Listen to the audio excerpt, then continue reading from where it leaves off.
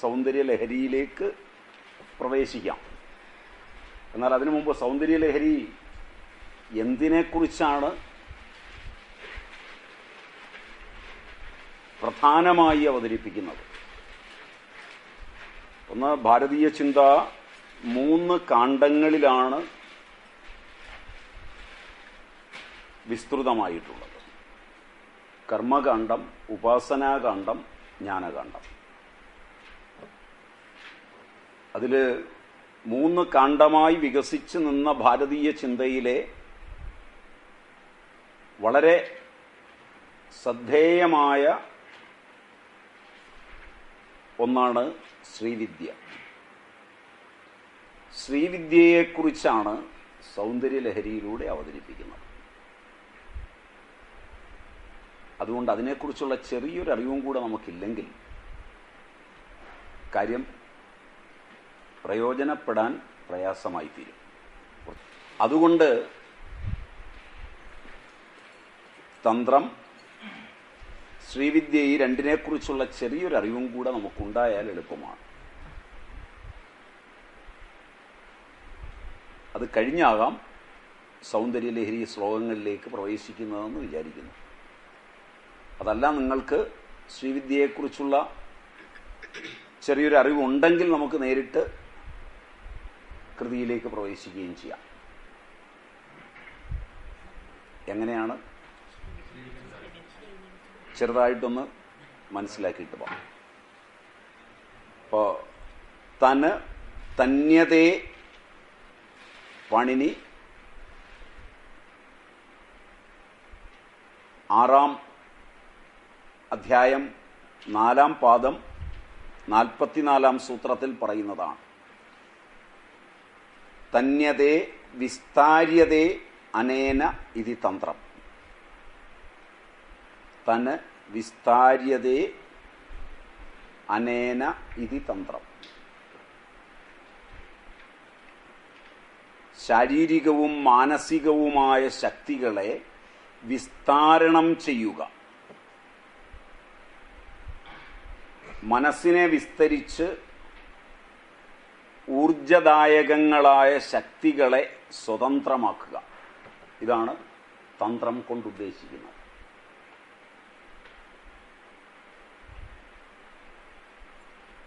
ഇന്ന് ആ പണിയില്ല. അതിലൂടെ രൂപപ്പെട്ടതാണ് പൗരാണിക കാലത്തെ ഗൂഢവിദ്യകളെല്ലാം. മനസ്സിന് ഒരുപാട് കഴിവുകളുണ്ട്. മനസ്സിൻ്റെ കഴിവുകളെ പൂർണ്ണമായി ഉപയോഗിക്കുവാൻ മനസ്സിനെ സൂക്ഷ്മമാക്കണം. ആ സൂക്ഷ്മമാക്കുന്നതിൻ്റെ ഭാഗമായാണ് ഭാരതീയ വൈദ്യശാസ്ത്രം, ഭാരതീയ ശാസ്ത്രങ്ങളിലെ ഗണിതശാസ്ത്രം തുടങ്ങിയ വിഭാഗങ്ങൾ, സ്ഥപത്യ ശാസ്ത്രാദി മേഖലകൾ, ഇതൊക്കെ വികസിച്ചിട്ടുള്ളത് വ്യക്തിയുടെ മനസ്സിനെ വിസ്തരിപ്പിച്ചിട്ടാണ്. വിദ്യാഭ്യാസത്തിൽ അങ്ങനൊരു ഭാഗം പാശ്ചാത്യ സംപ്രേഷണം വന്നതോടുകൂടി നിലയ്ക്കുകയും കഷ്ടിച്ച് മാജിക്കിൻ്റെ ലോകങ്ങളിൽ മാത്രം മനസ്സിൻ്റെ ഏകാഗ്രത പ്രധാനമായി തീരുകയുമാണ് ചെയ്തത്. ഭാരതീയർ ഏറ്റവും കൂടുതൽ പ്രാധാന്യം നൽകിയത് വിവാഹം കഴിക്കണമെങ്കിൽ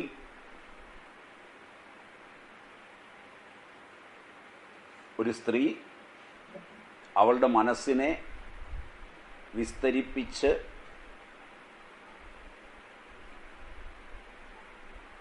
ഊർജദായക ശക്തികളെ മുഴുവൻ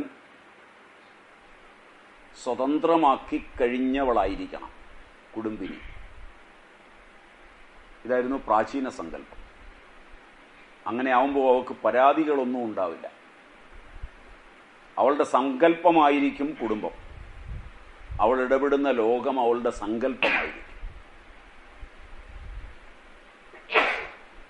ഇന്ന് അങ്ങനെ വിസ്തരിപ്പിക്കാത്ത ആളുകൾ സ്വാതന്ത്ര്യവും മറ്റും സംവരണമായി കിട്ടണമെന്ന് ആഗ്രഹിക്കുകയാണ്. മനസ്സിലാവുന്നുണ്ടോയെന്നറിയില്ല. ഇതാണ് രണ്ടും തമ്മിലുള്ള വ്യത്യാസം. ഇന്ന് ഏത് സ്ത്രീയെ എടുത്താലും പരാതി മാത്രമാണ്.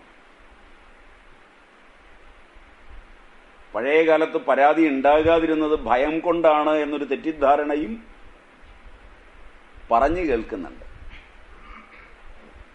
വസ്തുത ഏതായിരുന്നില്ല.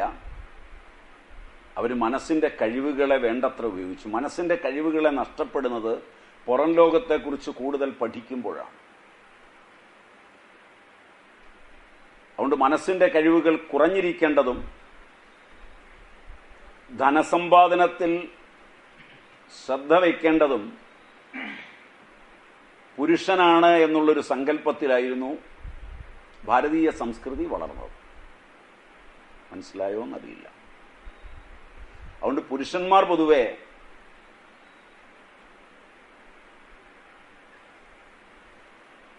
മനസ്സിന് കഴിവ് കുറഞ്ഞവരായിരുന്നു. ഇന്ന് രണ്ടും മനസ്സിന് കഴിവ് കുറഞ്ഞവരാണെന്നാണ് തോന്നുന്നത്. അതിൻ്റെ വഴക്കും വക്കാണോ ഒക്കെയാണ് കേൾക്കുന്നത്. അപ്പം മനസ്സിനെ വികസിപ്പിച്ച് ഊർജദായക ശക്തികളെ സ്വതന്ത്രമാക്കുന്നതിനാണ് തന്ത്ര എന്ന് പറയുന്നത്. ഇന്ദ്രിയങ്ങളുടെ പരിമിതികൾക്കുള്ളിലാണ് നമ്മുടെ ഇന്ദ്രിയാനുഭവങ്ങളെല്ലാം. ഏത് ഇന്ദ്രിയാനുഭവം എടുത്താലും ഇന്ദ്രിയത്തിൻ്റെ പരിമിതിയിലാണ്. എന്നാൽ ആ പരിധികളെ ഉല്ലംഘിക്കുന്നതിന് എന്താണ് വഴി? ഇതായിരുന്നു പൂർവികരുടെ അന്വേഷണം. ഇന്ദ്രിയ പരിമിതികളെ എങ്ങനെ ഉല്ലംഘിക്കാം? അതിനാണ് അവർ ഉപാസനയെ ഉപയോഗിച്ചത്. അതിൻ്റെ ഫലമായിരുന്നു അവർ കണ്ടെത്തിയ എല്ലാ ശാസ്ത്രങ്ങളിലും മനസ്സ് പ്രധാനപ്പെട്ട ഒന്നായി തീർന്നു. മനസ്സ് പലപ്പോഴും നമ്മയൊക്കെ സംബന്ധിച്ചിടത്തോളം ഇന്ദ്രിയങ്ങൾക്ക് അടിമപ്പെടുകയാണ്. കുട്ടിക്കാലം മുതലേ അങ്ങനെയാണ്. കുട്ടികളെ വളർത്തുന്നതും അങ്ങനെയാണ്. ഒരു വസ്തു കണ്ടു, ആ കണ്ട വസ്തുവിൽ മനസ്സ് ഇടപെട്ട് കഴിഞ്ഞാൽ അത് വേണമെന്ന് തോന്നലായി. വളരെ ചെറുപ്പത്തിൽ ഒരു കളിപ്പാട്ടം കണ്ടാൽ അവിടെ മുതൽ ഉള്ള പിടിവാശി തുടങ്ങുക. നമ്മൾ സമ്പാദിച്ചിട്ടുള്ളതെല്ലാം എടുത്തു നോക്കിയാൽ നമ്മുടെ ഇന്ദ്രിയത്തിൻ്റെ അടിമയായി നമ്മുടെ മനസ്സ് പ്രവർത്തിച്ചതാണെന്ന് കാണാൻ. വളരെ ചുരുക്കം ആളുകൾ മാത്രമേ തൻ്റെ ഏതെങ്കിലും ഇന്ദ്രിയം, പഞ്ചേന്ദ്രിയങ്ങളിൽ ഏതെങ്കിലും ഒന്ന് തനിക്ക് തന്ന ഒരറിവ്, ഒരനുഭവത്തെ അടിസ്ഥാനമാക്കി മനസ്സ് അടിമപ്പെടാതെ അതിനെ ത്യജിച്ച് മനസ്സിനെ ശക്തിയുള്ളതാക്കാൻ ശ്രമിക്കുക എന്നത് അപൂർവം ആളുകൾ മാത്രമാണ് ചെയ്യുന്നത്. അത്യപൂർവം. അപൂർവമൊന്നും അല്ല പറയണ്ടേ, അത്യപൂർവം. അതാണ് ഇതിൻ്റെ ഏറ്റവും രസമുള്ള വശം. അത് പരിശീലിക്കാൻ ഇനി പ്രായമൊക്കെയായ നിലയ്ക്ക് എത്രത്തോളം പറ്റുമെന്ന് എനിക്കറിയില്ല. നിങ്ങളിൽ പലരും പ്രായം കടന്നിട്ടാണ് വന്നിരിക്കുന്നത്. അതുകൊണ്ട് ശീലമുണ്ടാവും. ശീലം കൂടി അതിജീവിക്കാൻ കഴിയുമെങ്കിലാണ് ഇതിന് കഴിയുന്നത്. ഒരാഹാരം, ഇന്ദ്രിയം മനസ്സിനെ അടിമയാക്കിയിട്ടുള്ള ഒരാഹാരം, അതിൻ്റെ രുചി, അതൊന്ന് വേണ്ടാന്ന് വെച്ച് നോക്കുക. ഇന്ന് തന്നെ എത്ര സംഘർഷം നിങ്ങൾക്കുണ്ടാകുമെന്ന് നോക്കുക. നിങ്ങളെ പതിവായി കാണുകയും കൂടുകയും ചെയ്യുന്ന ആളിനെ ഒരു ദിവസത്തേക്ക് കാണണ്ടാമെന്ന് തീരുമാനിച്ചു നോക്കുക. നിങ്ങൾ സ്ഥിരമായി വർത്തമാനം പറയുന്ന കാര്യങ്ങൾ ഇന്ന് മുതൽ പറയണ്ടെന്നൊന്ന് തീരുമാനിക്കുക. ശൈലി ഒന്ന് മാറ്റി നോക്കുക. എത്ര അന്തർസംഘർഷം നടക്കും നോക്കുക. അപ്പോഴാണ് നിങ്ങൾക്ക് മനസ്സിലാവുക നിങ്ങളുടെ മനസ്സ് എന്തിൻ്റെ എല്ലാം അടിമയാണ്. ഇത് ക്ലാസ് കേട്ടിട്ട് പോയാലൊന്നും പ്രയോജനമില്ല. പകരം നിങ്ങൾ നോക്കണം. ഇത് ഈ സബ്ജക്റ്റ് പഠിക്കുമ്പോൾ അങ്ങനെ പഠിക്കണോ അതല്ല അങ്ങനെ പഠിക്കണോ അതല്ല സൗന്ദര്യലഹരി ശ്ലോകം പഠിച്ചാൽ മതിയോ? അങ്ങനെ പഠിക്കണമെങ്കിൽ ഇന്ന് എന്നിട്ട് ആദ്യം നോക്കണം മനസ്സ് എത്ര സംഘർഷം നിങ്ങൾക്കുണ്ടാക്കുമെന്ന്. ഇന്ദ്രിയങ്ങൾ കടിമയായ മനസ്സ്, നിങ്ങൾ ശത്രുവാണെന്ന് വിചാരിക്കുന്ന ഒരാളോട്, അയാൾ നിങ്ങളെ വിചാരിക്കുകയല്ല, നിങ്ങൾ ശത്രുവാണെന്ന് വിചാരിക്കുന്ന നിങ്ങളോട് ഇടപെട്ട ഒരാളോട് നിങ്ങൾ വർത്തമാനം പറയാനൊന്ന് ശ്രമിച്ചു നോക്കുക. ഏതെല്ലാം ഇന്ദ്രിയങ്ങൾ വലിഞ്ഞു മുറുകുമെന്ന് നോക്കുക.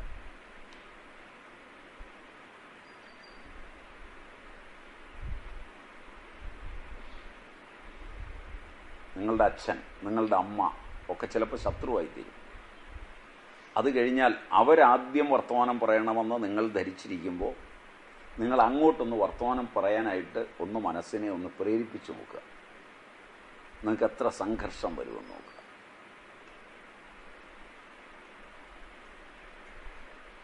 നിങ്ങളുടെ കൂട്ടുകാരോട്, പിണങ്ങിയ കൂട്ടുകാരോട്, നിങ്ങളുടെ കുടുംബശത്രുവിനോട്, നിങ്ങൾ ജാതീയമായി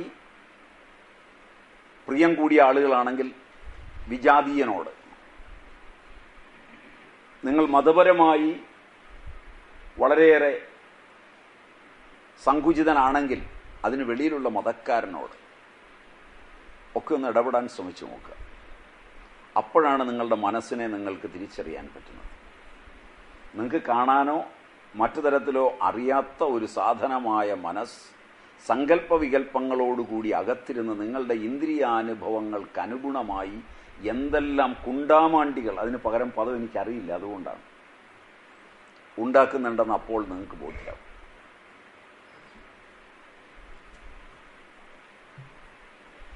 ഇവിടെയാണ് മനസ്സിനെ വിസ്തരിപ്പിക്കുന്നതിലുള്ള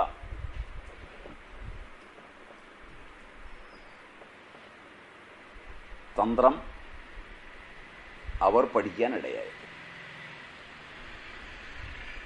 പലപ്പോഴും ഇന്ദ്രിയങ്ങൾക്കപ്പുറം മനസ്സിനെ സ്വതന്ത്രമാക്കി മനസ്സിൻ്റെ ശക്തിയെ മുഴുവൻ ഉപയോഗിക്കുന്നതായാൽ അത് അനന്തമായ കഴിവുള്ളതാണ് എന്ന്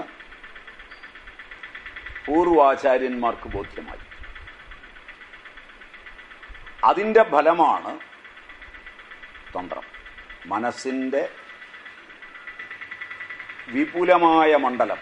ഇതിൽ ജാതി, മതം, വർഗം, വർണ്ണം ഒന്നും ഈ സാധനത്തിനതില്ല. 100% ശാസ്ത്രീയമായൊരു അന്വേഷണമാണ് നടന്നത്. അതുകൊണ്ട് തന്ത്രം എന്ന് പറഞ്ഞാൽ അതാണ്. ആ അർത്ഥത്തിൽ ധ്യാനാത്മകമാണ് തന്ത്രം. അതിനവർ ചില യന്ത്രങ്ങളും രൂപപ്പെടുത്തിയിട്ടുണ്ട്. യന്ത്രം എന്നുള്ളത് എങ്ങനെയാണ് നിങ്ങൾക്ക് പറഞ്ഞു തരേണ്ടതെന്നറിയില്ല. നമുക്ക് തൽക്കാലം ജോഗ്രഫിക്കൽ ഫിഗേഴ്സ് എന്ന് ഇംഗ്ലീഷിൽ പറയാമെന്ന് തോന്നുന്നു, ഏതാണ്ടൊരു ആശയം നിങ്ങൾക്ക് കിട്ടാൻ. ഏത് ശബ്ദത്തിനും ഗണിത യുക്തിയിൽ ഒരു രൂപമുണ്ട്, അതാണ് യന്ത്രം.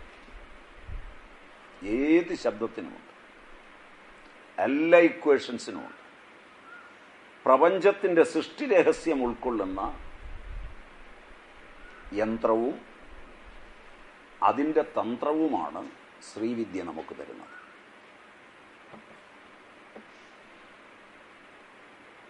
മഹാഷോഡശാക്ഷരി അല്ലെങ്കിൽ ശ്രീവിദ്യ എന്ന് പറയുന്നത് അതിനൊരു യന്ത്രമുണ്ട്, അതിനൊരു തന്ത്രമുണ്ട്. അത് പ്രപഞ്ചരഹസ്യം ഉൾക്കൊള്ളുന്നതാണ്. അതുകൊണ്ട് മനസ്സിനെ വ്യാപിപ്പിച്ച് വ്യാപനം 360 ഡിഗ്രിയിലെത്തുമ്പോൾ സാധകൻ വിശ്വമനസ്സുമായി ഒന്നായിത്തീരുന്നു. അവൻ്റെ വൈയക്തിക മനോഭൂമിക മാറിപ്പോകുന്നു. അതുവരെ ഈഗോ സെൻട്രിക് ആയിരുന്ന അവൻ വിശ്വ മനസ്സിന്റെ തലത്തിലേക്ക് ഉയരുന്നു. വാക്കുകളിലൂടെ പറഞ്ഞാൽ ഇതാണ് തന്ത്രം കൊണ്ട് സ്ഥാപിക്കുന്നത്. അതാണ് തന്യതേ. അപ്പോൾ തന്യതേ ആ അവസ്ഥയിലെത്തുമ്പോൾ മുക്തി എന്നുകൂടി ആശയമായി പറഞ്ഞു വെച്ചത് വെച്ച്, അല്ലാതെ വാക്കിൻ്റെ അർത്ഥമല്ല.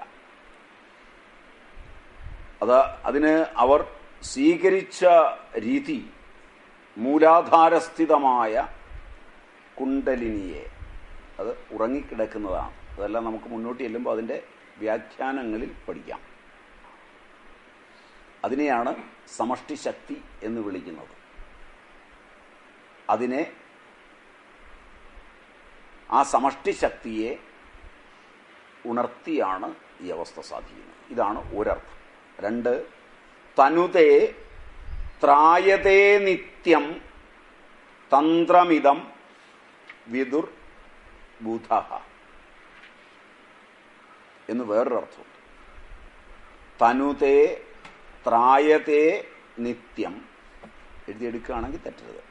തനുതേ ത്രായതേ നിത്യം തന്ത്രമിതം വിദുർ ബുധഃ, വിദുഹു ബുധഃ.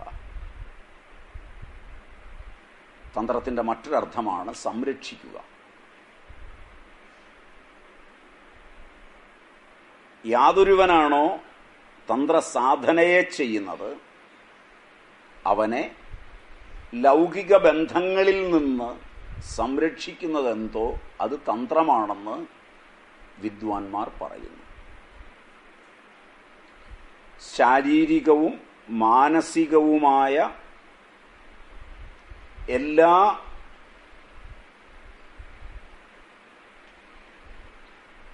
പ്രശ്നങ്ങളിൽ നിന്നും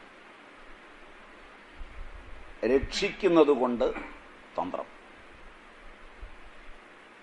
ധ്യാനം കൊണ്ടാണ് തന്ത്രസാധനയുടെ കൃത്യതയുള്ള ധ്യാനം കൊണ്ടാണ് അത് നേടുന്നത്.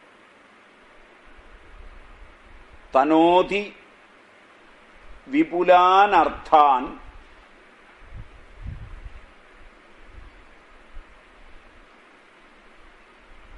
തത്വം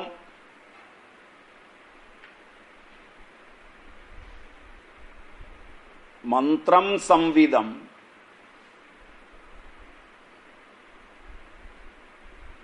ത്രാണനം ച കുരുതേ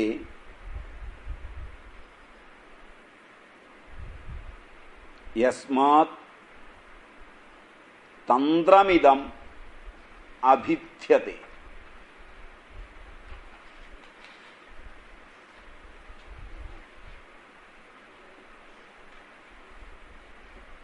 നേരത്തെ പറഞ്ഞ അർത്ഥത്തിലാണത്, അതുകൊണ്ട് കൂടുതൽ വിശദീകരിക്കേണ്ടി വരുന്നില്ല. തനോതി തന്യതേ ഇതിവ ശബ്ദകൽപ്പദ്രുമത്തില്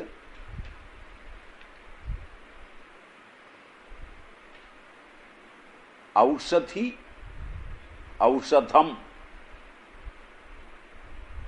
അതിൻ്റെ തത്വം എന്ന അർത്ഥത്തിൽ ഇങ്ങനെ പ്രയോഗിച്ചിട്ടുണ്ട് തന്ത്രത്തിന്. അതുകൊണ്ട് തന്നെ വൈദ്യഗ്രന്ഥങ്ങൾക്ക് തന്ത്രം എന്ന് പേരും വന്നിട്ടുണ്ട്. അതിൽ ഏതാണ്ട് ഭാരതീയ ചിന്ത, പ്രത്യേകിച്ച് സനാതനധർമ്മത്തിൻ്റെ 2/3 ഭാഗവും, സനാതനധർമ്മത്തിലെ ഗ്രന്ഥങ്ങൾ എടുത്താൽ അതിലെ 2/3 ഭാഗവും ഔഷധ കൽപ്പനയുടെ പകുതിയും തന്ത്രമാണ്. ഗ്രന്ഥങ്ങൾ ഏതെടുത്ത് നോക്കിയാലും അത് വളരെ വിപുലമായി പഠിച്ചു ചെല്ലുമ്പോൾ നിങ്ങൾക്കത് ബോധ്യമാവും. ഇവിടുത്തെ പഠിത്തം കൊണ്ടാവില്ല, നിങ്ങൾ മറ്റുള്ളതൊക്കെ റെഫർ ചെയ്ത് പഠിക്കുകയാണെങ്കിൽ മനസ്സിലാവും. ഭാരതീയ ചിന്ത അതിൻ്റെ 2/3 തന്ത്രാഗമങ്ങളാണ്. ഔഷധകൽപ്പന എടുത്താൽ അതിൽ പകുതിയും തന്ത്രങ്ങളാണ്. ഇത് സർവ ഉപനിഷത്തുകളുടെയും സർവസ്വമാണ്.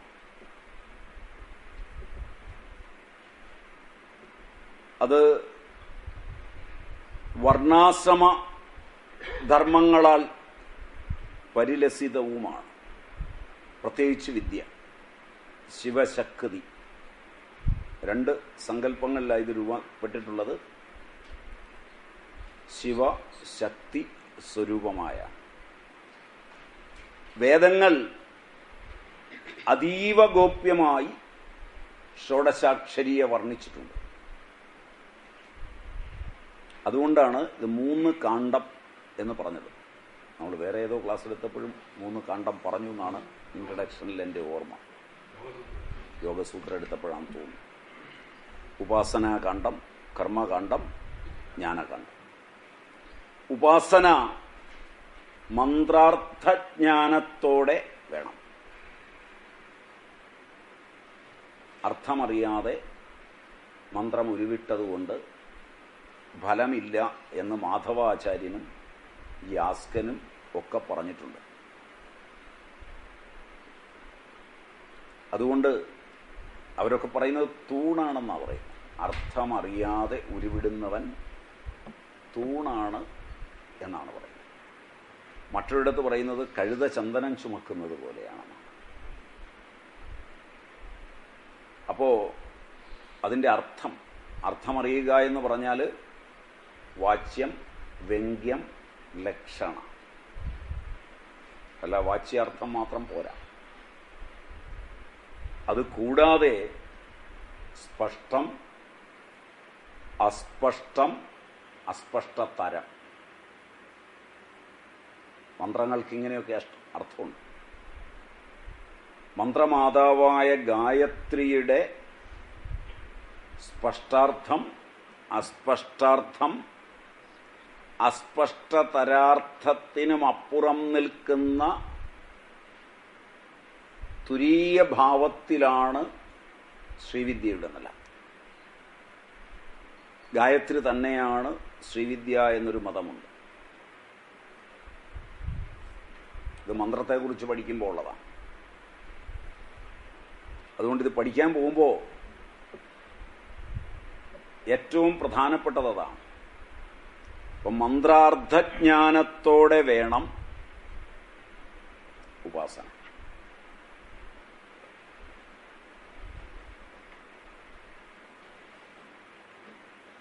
അതിന് ആചാര്യോ വേദസമ്പന്നോ വിഷ്ണുഭക്തോ വിമത്സര, മന്ത്രജ്ഞോ മന്ത്രഭക്തശ്ച മന്ത്രാർത്ഥത ശുചി, ഏവം ലക്ഷണസമ്പന്നോ ഗുരുരിത്യഭിധീയതേ എന്ന് ഒരു പ്രാചീന മതമുണ്ട്.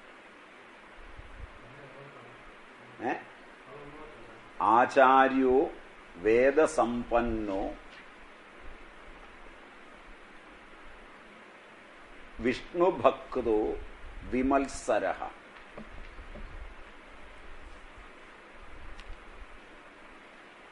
ആചരിക്കുന്നവനായിരിക്കണം ആചാര്യൻ.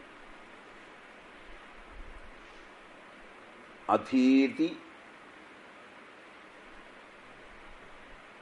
ബോധാചരണ പ്രചാരണ എന്നാണ്. ആദ്യം അധീതമാവണം, അതിനെ ആചരിച്ച് ശരിയാണെന്ന് ഉറപ്പുവരുത്തണം, എന്നിട്ടേ ഒരാൾക്ക് പറഞ്ഞു കൊടുക്കാവൂ.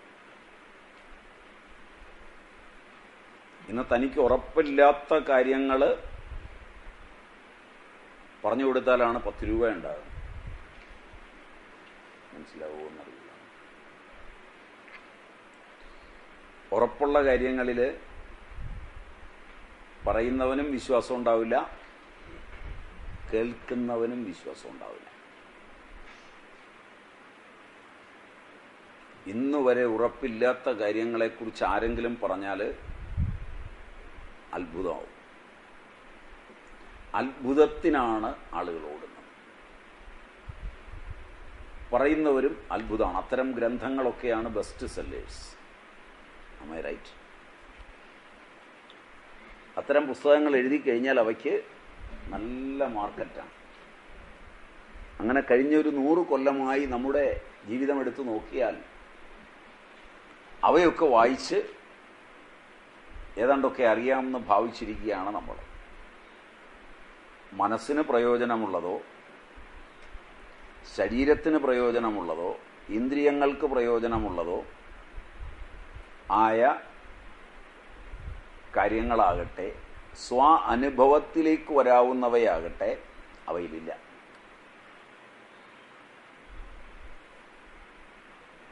അതുകൊണ്ട് നല്ലൊരു ശതമാനം ഭാരതീയരും പ്രത്യേകിച്ച് ഉപരിതലത്തിൽ ജീവിക്കുന്നവർ, പണിയെടുത്ത് ജീവിക്കുന്ന സാധാരണക്കാരെ മാറ്റി നിർത്തിയാൽ ബാക്കിയുള്ളവർ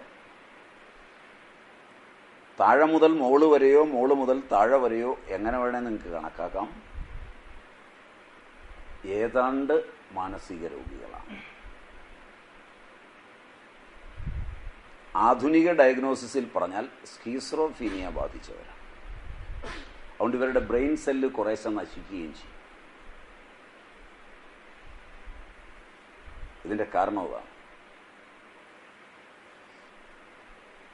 ആചാര്യനാകുമ്പോൾ ആചാര്യോ എങ്ങനെ എഴുതിയ വേദസമ്പന്നോ വിഷ്ണുഭക്ത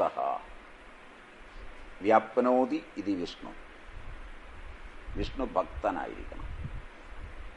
വിമത്സര, ഒന്നിനോടും മത്സരം ഇല്ലാത്തവനായിരിക്കണം. മാത്സര്യബുദ്ധി മറ്റൊന്ന് ഒരാൾക്കുണ്ട് എനിക്കില്ല എന്ന ബോധ്യത്തിൽ നിന്നാണ്. ആ മനസ്സ് വികസിക്കാത്തതുകൊണ്ടാണ്.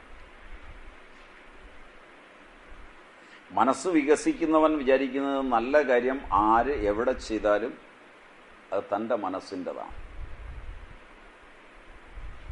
അതിൽ ആഹ്ലാദിക്കാൻ. അത് ഞാൻ സങ്കല്പിച്ചതാണ്, അത് മറ്റവൻ ചെയ്തു എന്ന ബോധത്തിലാണ് മത്സരം വരുന്നത്. എനിക്ക് കഴിഞ്ഞില്ല. അതിൽ ആഹ്ലാദിക്കുമ്പോൾ അത് എൻ്റെ മനസ്സിൻ്റെ കൂടെയായി മാറി. അതാണ് മത്സരമില്ലാത്തവൻ്റെ ലക്ഷണം. വിമത്സരനായിരിക്കണം. വിഷ്ണുഭക്തനായിരിക്കണം. മാത്സര്യമില്ലാത്തവനായിരിക്കണം. വിമത്സര. മന്ത്രജ്ഞ, മന്ത്രമറിയുന്നവനായിരിക്കണം. മന്ത്രഭക്ത, മന്ത്രഭക്തശ്ച. അറിഞ്ഞാൽ മാത്രം പോരാ, മന്ത്രത്തിൽ അതിൻ്റെ ദേവതയിൽ ഭക്തിയുള്ളവനായിരിക്കണം. മന്ത്രാർത്ഥത്തെ അറിയുന്നവനായിരിക്കണം. ശുചിയായിരിക്കണം. അങ്ങനെയാണ് ഗുരു ഉണ്ടാകുന്നത്. പഴയ നിയമം അതാണ്.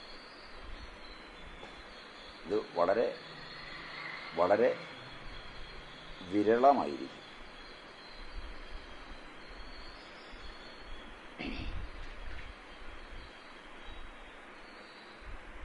പ്രത്യക്ഷേണ അനുമത്യാവ യസ്തൂപായോ ന ബുദ്ധ്യതേ ഏതം വിദന്തി വേദേന തസ്മാത് വേദസ്യ വേദത. പ്രത്യക്ഷമായോ വേദസമ്മതം കൊണ്ടോ പുരുഷാർത്ഥ സാധനമല്ലാത്ത അറിവ് വേദമല്ല. ഇത് വേദം പറയുന്നതാണ്. വേദം പറയുന്നത് പ്രത്യക്ഷേണ അനുമത്യാവ യസ്തൂപായോ ന ബുദ്ധ്യതേ ഏതം വിദന്തി വേദേന തസ്മാത് വേദസ്യ വേദത. പ്രത്യക്ഷമായി അറിയുന്നത്. അല്ലേ വേദം പ്രമാണമായി അറിയുന്നത്. ആ അറിയുന്നത് പുരുഷാർത്ഥത്തിന് ഉതകുന്നതല്ലെങ്കിൽ ആ അറിവ് വേദമല്ല. ധർമ്മം, അർത്ഥം, കാമം, മോക്ഷം ഇവയാണ് പുരുഷാർത്ഥങ്ങൾ എന്ന് പറയുന്നത്. യഥാർത്ഥ പുരുഷാർത്ഥം മോക്ഷം മാത്രമാണ്.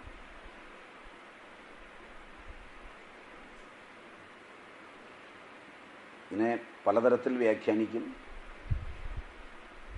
ധർമ്മം കൊണ്ട് മോക്ഷവും, ധനം കൊണ്ട് കാമവും,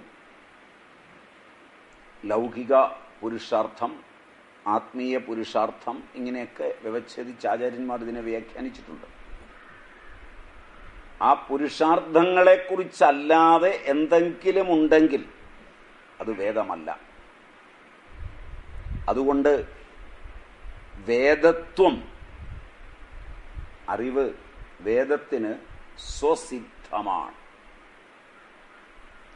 ശ്രുതിഹീനമധീതശ്ച നേഹനാമുത്ര തദ്ഭവേത് സുതം തു കേവലം അപി സമുദ്ധാരായ കൽപ്പതേ.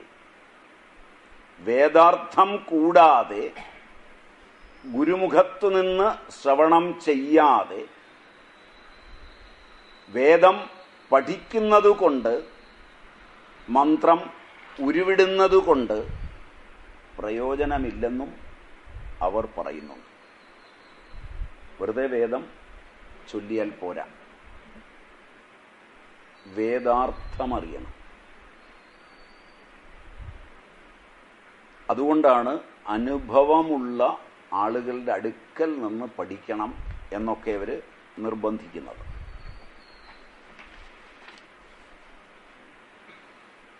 അതുകൊണ്ട് അതിനനുസരിച്ച് മന്ത്രങ്ങളെ ശ്രദ്ധാഭക്തികളോടുകൂടി പഠിച്ചെടുത്താൽ മാത്രമേ ആ മന്ത്രങ്ങൾ അനുഭവങ്ങളായിത്തീരുകയുള്ളൂ. ഇന്നങ്ങനെ അല്ലാതെ പഠിക്കുന്നതുകൊണ്ടാണ് മന്ത്രശാസ്ത്രത്തിന് ലോപം വരുന്നത്. എതിരാളികൾ ചോദിക്കുമ്പോൾ കിടന്ന് വിഷമിക്കുന്നത് കാരണം ഇന്ന് വിശ്വാസം കൊണ്ടാണ് പഠിക്കാൻ പോകുന്നത്. മറ്റു മതങ്ങൾ വിശ്വാസത്തിന് മുൻതൂക്കം കൊടുത്താണ് പഠിപ്പിക്കുന്നത്, അനുഭവത്തിന് മുൻതൂക്കം കൊടുത്തല്ല. അത് കണ്ട് അവർ സംഘടിക്കുന്നത് കണ്ട് അതുപോലെ സംഘടിക്കാനാണ് പഠിക്കുന്നത്. വേദത്തിൻ്റെ അനുഭവത്തിന് വേണ്ടിയല്ല പഠിക്കുന്നത്.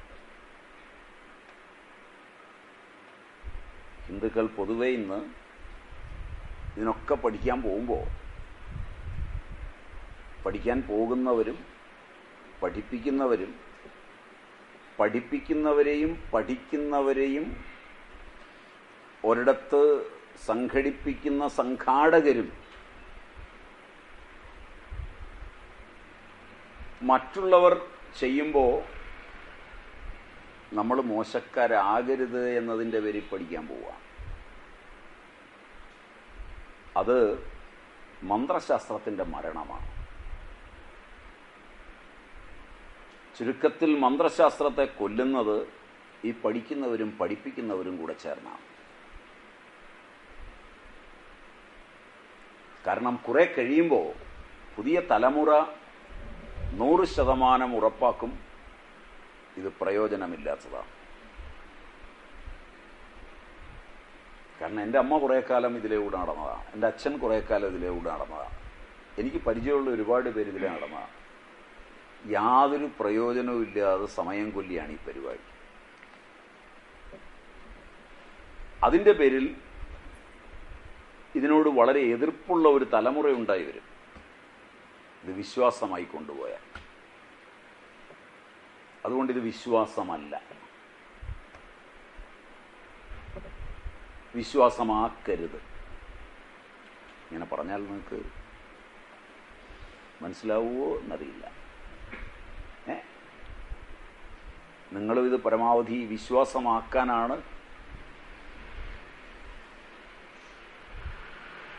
ഒരുങ്ങുന്നതെന്ന് വിചാരിക്കുന്നു. ആയിരിക്കുമോ? 1% പോലും ഇതിനെ വിശ്വാസമാക്കരുത്.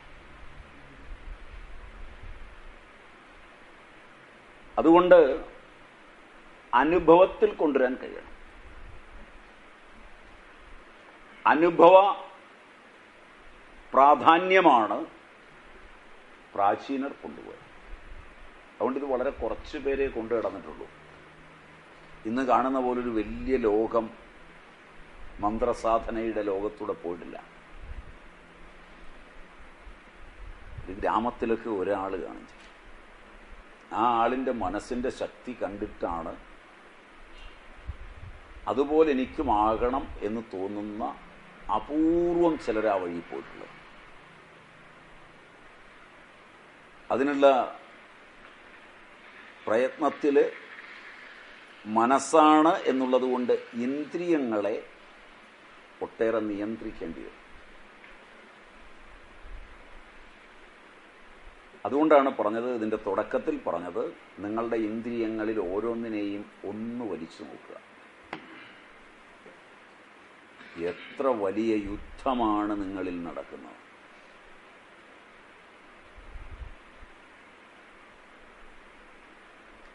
ഇന്ത്യയും പാകിസ്ഥാനും തമ്മിലോ സഖ്യകക്ഷികളും എതിർകക്ഷികളും തമ്മിലോ ഒക്കെയുള്ള യുദ്ധത്തേക്കാൾ വലിയൊരു യുദ്ധമായിരിക്കും നിങ്ങളുടെ ഒരു ഇന്ദ്രിയത്തെ നിയന്ത്രിക്കാൻ ശ്രമിച്ച നടക്കുന്നത്. കണ്ണിനെയോ മൂക്കിനെയോ ചെവിയെയോ ത്വക്കിനെയോ ഏതെങ്കിലും ഒന്നിനെ നിയന്ത്രിക്കാനൊന്ന് ശ്രമിച്ചു നോക്കിയാൽ അറിയാം മനസ്സെന്തുമാത്രം സംഘർഷപൂരിതമാകും. അതിൽ വിജയിച്ചു പുറത്തേക്ക് വന്നാൽ മനസ്സിനെ നിങ്ങൾക്ക് കാണാം, മനസ്സ് നേടിയതിനെക്കുറിച്ച് നിങ്ങൾക്ക് ബോധ്യമാവും. അതിൽ വിജയിക്കില്ല. കാരണം മനസ്സടിമയായതുകൊണ്ട് പരാജയപ്പെടും. പരാജയപ്പെട്ട് കഴിഞ്ഞ് ചിന്തിക്കുക പോലുമില്ല. ഇന്ദ്രിയവും മനസ്സും തമ്മിലുള്ളൊരു ബന്ധം കാരണം പരാജയപ്പെട്ട മനസ്സ് ബുദ്ധിയെ ഉപയോഗിച്ച് അത് പരാജയമല്ലായിരുന്നു, മറിച്ച് അതെൻ്റെ ജീവിതത്തിലെ വിജയമായിരുന്നു എന്ന് വ്യാഖ്യാനിച്ച് രേഖപ്പെടുത്തുകയും അടുത്ത പരാജയത്തിനുള്ള സൂത്രപ്പണി ഇന്ദ്രിയം കണ്ടെത്തുകയും ചെയ്യും. അങ്ങനെ അത് ശീലമാവും.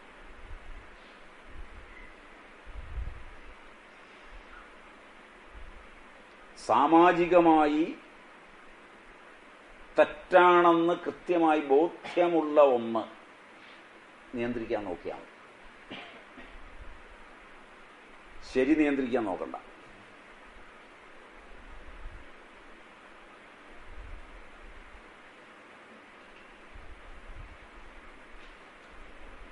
നിങ്ങളിൽ സാമാജികമായ ആളുകൾ അരുതെന്ന് വിലക്കുന്ന സാധനങ്ങൾ,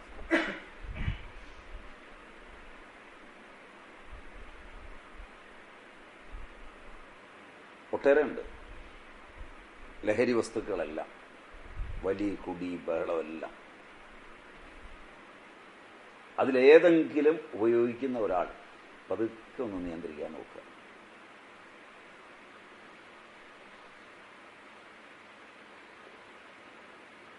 നിയന്ത്രിച്ചു നോക്കുക. അപ്പോൾ അറിയാം മനസ്സെങ്ങനെ പുറത്തിയാടുക. ചിലർ അവസാനം കണ്ടെത്തും ഇതും കൂടെ ആവാം. ചിലർ കണ്ടെത്തും അല്ല ഇനി ഇതൊക്കെ ചെയ്യാതിരുന്നിട്ടെന്താ കാര്യം. അവിടെയാണ് ബുദ്ധി മനസ്സും ഇന്ദ്രിയവും തമ്മിലുള്ള ഈ കൂട്ടുകെട്ടിൽ കണ്ടെത്തുന്ന പരിപാടികൾ അതിലൊക്കെ കണ്ടെത്തും. തൻ്റെ അച്ഛൻ, അമ്മ, സഹോദരങ്ങൾ ഇവരോടൊക്കെ ഇടപെടുമ്പോൾ സാമാജികമായ മര്യാദകൾ ഉല്ലംഘിച്ച് വാക്ക് വരുന്നു എങ്കിൽ ആ വാക്കിനെ ഒന്ന് നിയന്ത്രിക്കാൻ ശ്രമിച്ചു. എങ്ങനെ അത് പൊട്ടിപ്പുറപ്പെടുമെന്ന്.